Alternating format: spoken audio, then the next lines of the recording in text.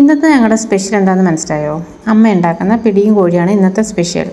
നമുക്കൊന്നൊരു സ്പെഷ്യലായിട്ട് പിടിയും കോഴിയുടെ ക്രിസ്തുമസ് ഒക്കെ അല്ലേ, പണ്ട് കാലത്തെ കാരണവന്മാരുള്ള കാലത്തെ ക്രിസ്തുമസ് വിശേഷ ദിവസങ്ങളൊക്കെ ഒന്ന് പിടിയും കോഴിയും പ്രധാനപ്പെട്ടതാണ്. പിള്ളേർക്ക് അത് ഏറ്റവും ഇഷ്ടപ്പെട്ട. ഇന്ന് ചിക്കനിലിട്ട് മസാല പിടിക്കാനായി ആദ്യം തന്നെ നമുക്ക് മസാല നല്ലപോലെ തിരുമ്മി വയ്ക്കാം. അതിന് വേണ്ടിയിട്ട് മല്ലിപ്പൊടി, മഞ്ഞൾപ്പൊടി, മുളക് പൊടി, മസാലപ്പൊടി, ശകലം സാധാ മുളക് പൊടി എല്ലാം കൂടി ചൂടാക്കിയിട്ടാണ് നമ്മൾ തിരുമ്മി വയ്ക്കുന്നത്. പിന്നെ കുറച്ച് ഇഞ്ചിയും വെളുത്തുള്ളിയും ചതച്ച് ചേർക്കുന്നുണ്ട്. വറുത്ത് വെച്ചേക്കണ മസാലക്കൂട്ട് ചിക്കനിലേക്ക് ഇട്ട് കൊടുക്കാം.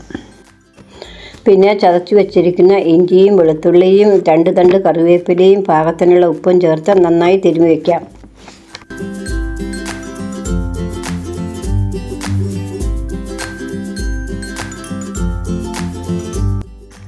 ചേച്ചിയാണല്ലോ തേങ്ങ പൊട്ടിക്കാനെടുത്തത്. അമ്മൂസ് ഓടി വന്നു കേട്ടോ തേങ്ങാവെള്ളം കുടിക്കാനായിട്ട്.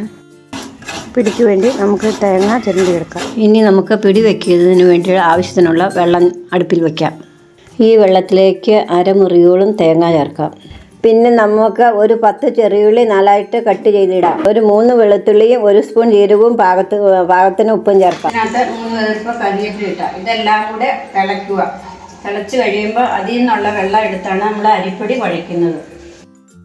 പൊടി ഉണ്ടാക്കാനായിട്ട് പുട്ടുപൊടിയുടെ പൊടിയാണ് ഞാൻ എടുത്തിരിക്കുന്നത്. മയം കിട്ടാൻ വേണ്ടിയിട്ട് നൈസ് പൊടിയും 1/2 കിലോ ചേർക്കുന്നുണ്ട്. പിടിക്ക് ഇച്ചിരി തരങ്ങ് വേണം. ഇനി ഇതിലേക്ക് തേങ്ങയും ജീരകം പൊടിച്ചതും കറിവേപ്പിലയും കൂടി ഇട്ട് നല്ലപോലെ തിരുമ്മി കൂട്ടുക. പൊടി കഴിക്കാൻ വേണ്ടി നമുക്ക് അടുപ്പിൽ വെച്ചിരിക്കുന്ന ചൂടുവെള്ളം കോരിയെടുക്കാം. ഇനി നമുക്ക് ചൂടുവെള്ളം പൊടിയിലൊഴിച്ച് ഏകദേശം ഒരു 10-15 മിനിറ്റ് നല്ലപോലെ കുഴച്ചെടുക്കണം, മയം വരുന്നതിന് വേണ്ടി.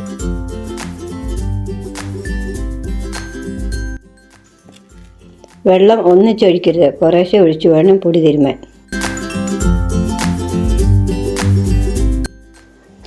ഞാൻ എടുത്ത പാത്രം ചെറുതായതുകൊണ്ട് വേറൊരു മുഴുത്ത പാത്രത്തിലേക്ക് ഇട്ട് കുഴക്കുകയാണ്. ഇതിപ്പം നന്നായിട്ട് നല്ല മയത്തിൽ കുഴച്ച് വെച്ചിട്ടുണ്ട്.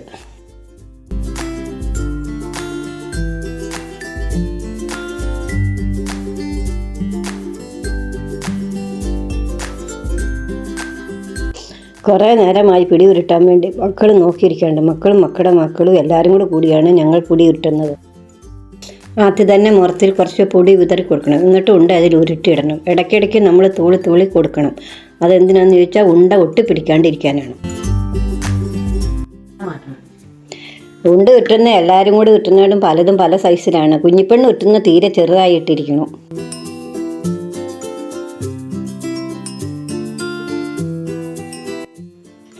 നമ്മുടെ പിടി ഉണ്ടാക്കാനുള്ള ഉണ്ട റെഡി ആയിട്ടുണ്ട്. ഇനി ഇത് നമുക്ക് തിളച്ചിരിക്കുന്ന വെള്ളത്തിലേക്ക് ഇടാം. ഇട്ട് കഴിഞ്ഞ് ഇനി നമ്മളിതിൽ നിന്ന് ഉപ്പൊന്നും കടിക്കരുത്. നല്ലപോലെ തിളച്ച് കഴിയുമ്പോഴേ ഇളക്കുള്ളൂ. ഉണ്ട അപ്പം തന്നെ ഇളക്കരുതെന്ന് പറഞ്ഞാൽ അപ്പം തന്നെ ഇളക്കിയാൽ ഉണ്ട പൊടിഞ്ഞു പോകും. അതുകൊണ്ടാണ് അപ്പം തന്നെ ഇളക്കരുതെന്ന് പറയുന്നത്.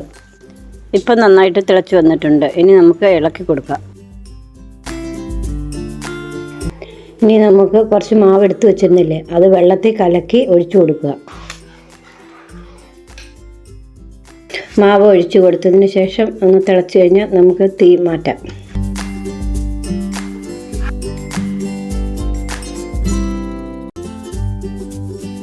ഇത് പാകത്തിന് കുറുകി വന്നിട്ടുണ്ട്. ഇപ്പം ഇത്രയും തീ വേണ്ട. അതിന് നമുക്ക് ഈ വിറകൊക്കെ ഇച്ചിരി മാറ്റി വയ്ക്കാം.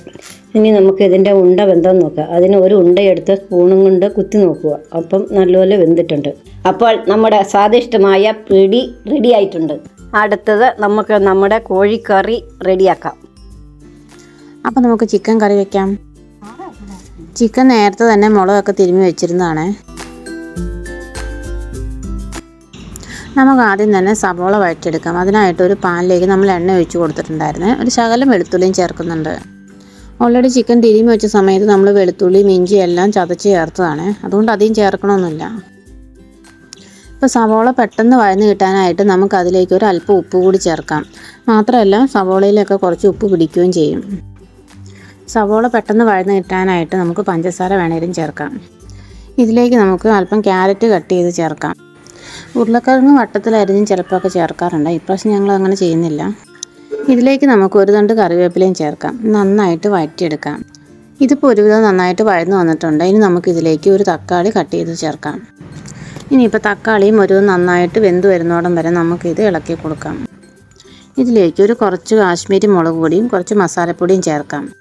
ഓൾറെഡി ചിക്കനിൽ നന്നായിട്ട് തിരുമ്മി വെച്ചാണ്, അതുകൊണ്ട് അധികം ചേർക്കേണ്ട കാര്യമൊന്നുമില്ല. ഇപ്പോൾ നമ്മൾ ഇട്ട് കൊടുത്ത മസാലയും മുളക് പൊടിയും നന്നായിട്ട് മൂത്ത് വന്നിട്ടുണ്ട്. നമുക്കിനി ഇതിലേക്ക് നമ്മൾ തിരുമ്മി വെച്ചിരിക്കുന്ന ചിക്കൻ ചേർക്കാം. ചിക്കൻ ഇട്ട് കൊടുത്ത് എല്ലാം കൂടെ നന്നായിട്ട് മിക്സ് ചെയ്ത് നമുക്കൊന്ന് മൂടി വെച്ച് വേവിക്കാനായിട്ട് വെക്കാം. അല്പം പോലും വെള്ളം ഒഴിക്കേണ്ട ആവശ്യമില്ല.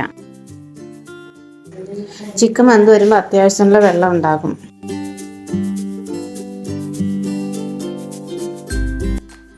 നമുക്കിത് തീ കുറച്ച് വെച്ച് മൂടി വെച്ച് വേവിച്ചെടുക്കാം.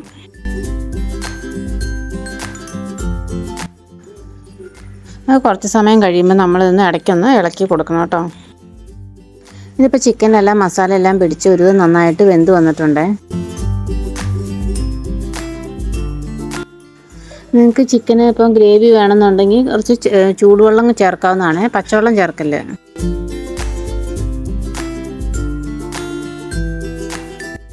പിന്നെ വേണമെന്നുണ്ടെങ്കിൽ തേങ്ങാപ്പാൽ ചേർക്കാം. അപ്പോൾ നമ്മുടെ സ്വാദിഷ്ടമായ ചിക്കൻ കറിയും റെഡി ആയിട്ടുണ്ട്. അപ്പോൾ നമ്മുടെ ക്രിസ്മസ് സ്പെഷ്യൽ പിടിയും കോഴിയും റെഡി ആയിട്ടുണ്ട്. അപ്പോൾ നമുക്ക് കഴിച്ചാലോ.